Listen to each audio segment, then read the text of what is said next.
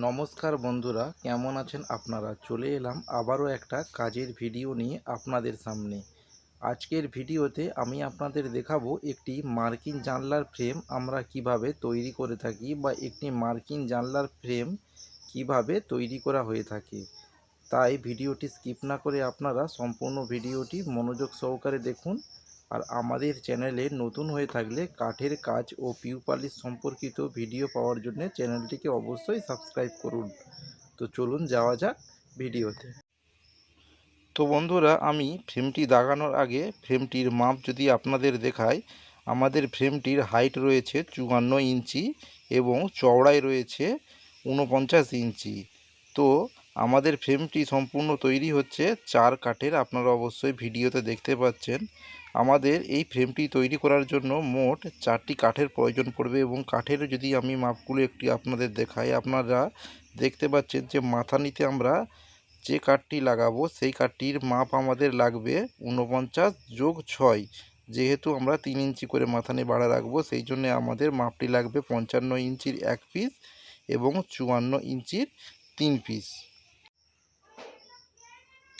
তো আপনারা দেখতে পাচ্ছেন আমি ফ্রেম তৈরি করার জন্য কাঠগুলি কেটে নিয়েছি, বা 4টি কাঠ আমি কেটে নিয়েছি 54 ইঞ্চি করে। যদিও একটি কাঠ আমাদের 55 ইঞ্চির প্রয়োজন ছিল, কিন্তু আমাদের মাপ অনুযায়ী সেই কাঠটিও 54 ইঞ্চি হয়েছে, যেহেতু মাথানি কোনো অসুবিধা হবে না। তো আমি যদি কাঠটির সাইজ আপনাদের দেখাই, কাঠটি একদিক থেকে রয়েছে 4 ইঞ্চি এবং আরেক দিক থেকে রয়েছে 3 ইঞ্চি। তো আমি সব কাঠের 3 দিক করে রেঁধা করে নিয়েছি, কিন্তু লম্বা যে কাঠটি, খাড়াই যে লম্বা কাঠটি মাঝখানে দেওয়া হবে, সেই কাঠটিতে আমি 4 দিক রেঁধা করে নিয়েছি, কারণ এটি 4 দিকই দেখা যাবে। আর বাকি কাঠগুলির একদিক করে দেয়ালে রয়ে যাবে, সেই জন্য আমি বাকি কাঠগুলিতে 3 দিক রেঁধা করে নিয়েছি। তো বন্ধুরা, আমি জানলাটিতে বিঁধের জন্য মার্কিং করে নিয়েছি।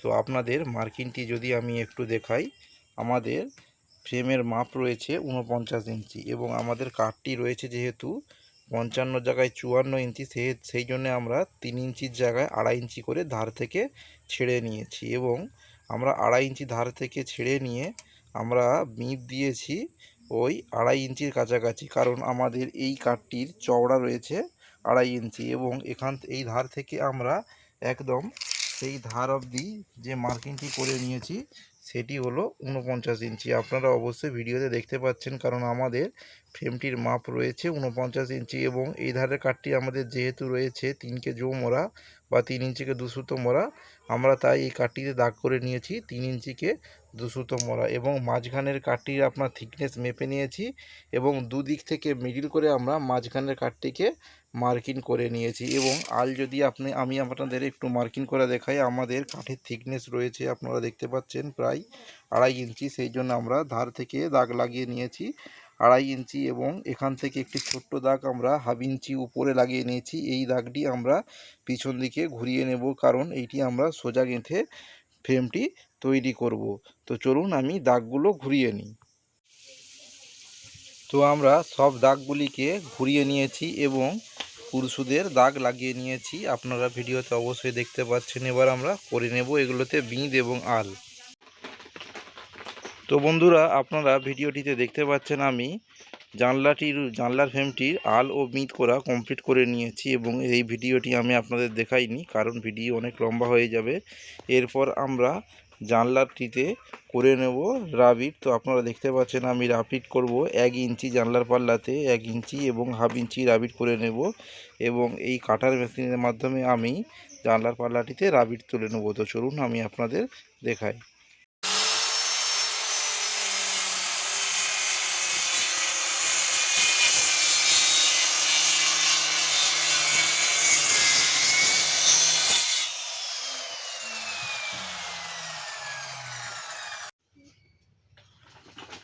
তো বন্ধুরা, আপনারা দেখতে পাচ্ছেন আমি জানলার ফ্রেমগুলিতে আলো ও বিঁধ করে কমপ্লিট করে নিয়েছি এবং তার সঙ্গে আমরা রাবিটও লাগিয়ে নিয়েছি এবং 120 নম্বর গ্যান্ডিং মেরে নিয়েছি। এবার আমরা জানলার ফ্রেমগুলিকে ভজিয়ে নেব বা জানলার ফ্রেমগুলিকে আমরা গেঁথে নেব। তো চলুন আপনারা দেখতে থাকুন।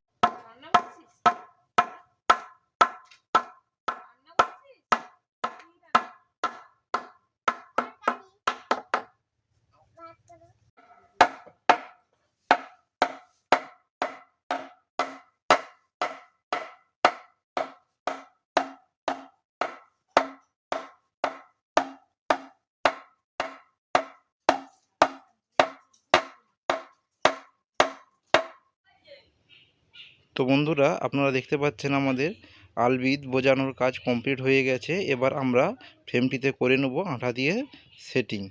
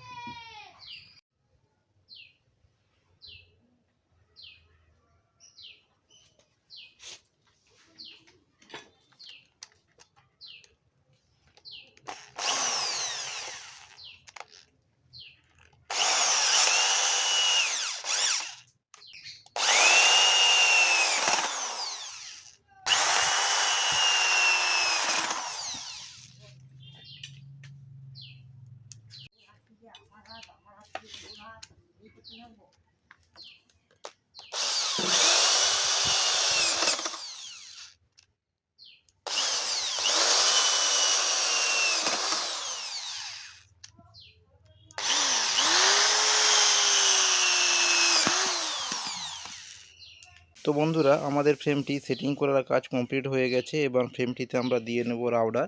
আমরা রাউডার দেওয়ার জন্য ফ্রেমটিতে রাউডারের বিটটি লাগিয়ে নিয়েছি। এবার আমরা এই রাউডার মেশিন দিয়ে ফ্রেমটিতে রাউডার দিয়ে নেব।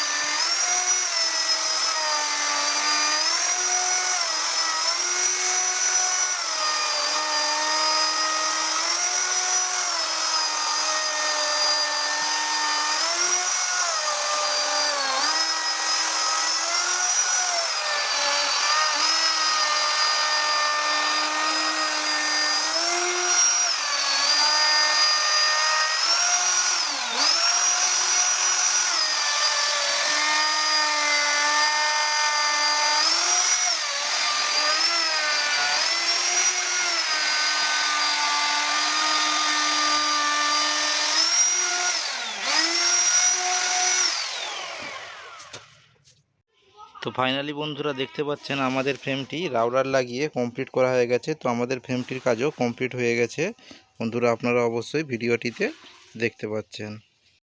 তো বন্ধুরা, আমাদের ভিডিওটি আপনাদের কেমন লেগেছে অবশ্যই আমাকে কমেন্টে জানাবেন। আর ভিডিওটি যদি আপনাদের ভালো লেগে থাকে তাহলে ভিডিওতে অবশ্যই একটি লাইক দেবেন, কারণ আপনার একটি লাইক আমাদের ভিডিও বানাতে আরও মোটিভেট করে থাকে।